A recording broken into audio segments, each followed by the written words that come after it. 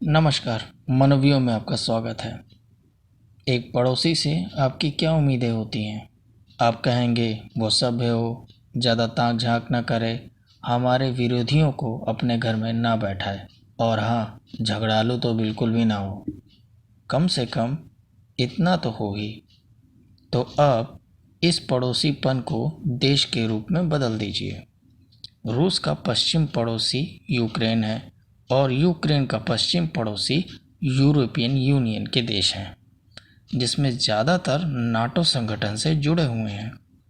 यहाँ अब रूस यूक्रेन से यही चाहता है कि वह नाटो का सदस्य ना बने, लेकिन यूक्रेन चाहता है यूरोप की तरह विकसित होना। और इसके लिए यूक्रेन ने जो योजना बनाई है उसकी राह गुजरती है यूरोप यूनियन और नाटो से होकर, जो कि रूस का सबसे बड़ा सिरदर्द है। इस दिशा में यूक्रेन ईयू की सदस्यता की ओर बढ़ता है, लेकिन रूस के कड़े विरोध के चलते यह समझौता नहीं होता है। फिर रूस एक नया समझौता लाता है जिसमें यूरोप यूनियन, रशिया, आईएमएफ और यूक्रेन शामिल हों, लेकिन ये यूक्रेन को पसंद नहीं आता।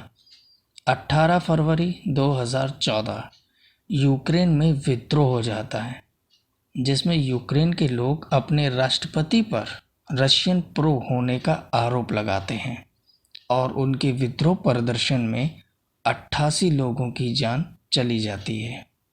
इन सब के बीच यानुकोविच, जो यूक्रेन के राष्ट्रपति हैं, देश छोड़कर रशिया चले जाते हैं।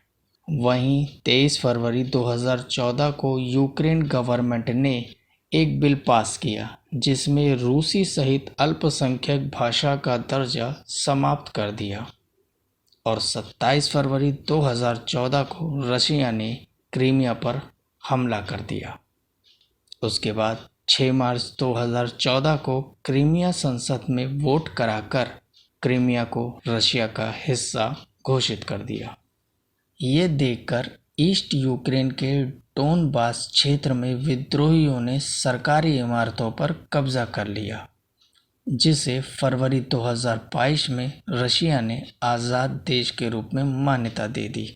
साथ ही अपने सहयोगी देशों से भी उम्मीद की है कि वह भी मान्यता दें। यहाँ भारत के लिए कूटनीतिक अग्नि परीक्षा है। देखिए, इस पूरी घटना में तो ये बताना भूल ही गया कि 2008 में ऐसा क्या हुआ था जिसका सीधा संबंध 2022 से है। तो सुनिए, 2008 बुकारेस्ट समिट, जिसमें नाटो ने यूक्रेन और जॉर्जिया को सदस्य बनाने का प्रस्ताव रखा। ये सुनकर जॉर्जिया और यूक्रेन वाले बहुत खुश हुए।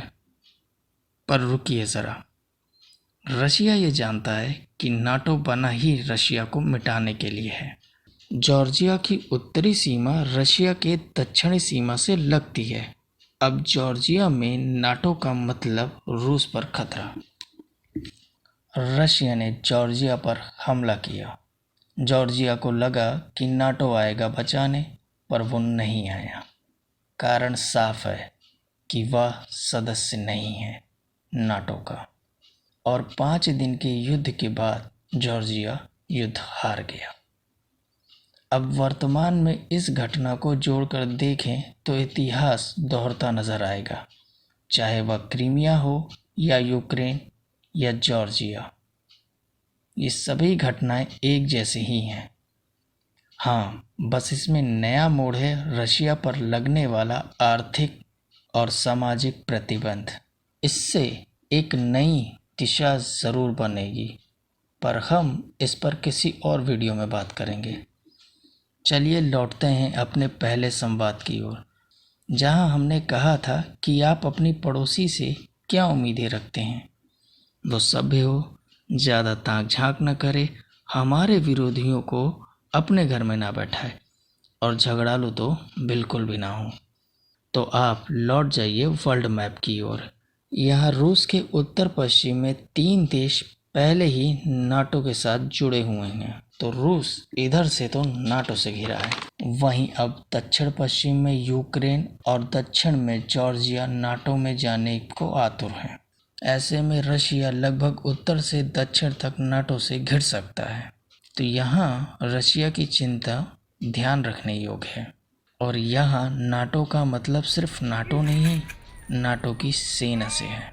तो अब मुझे ये नहीं लगता कि मुझे आपको दोबारा पूछना चाहिए कि आप अपने पड़ोसी से क्या उम्मीदें रखते हैं। एक सवाल आपके लिए कि चाइना में पड़ोसी वाली क्वालिटी है कि नहीं, हमें ज़रूर बताएं।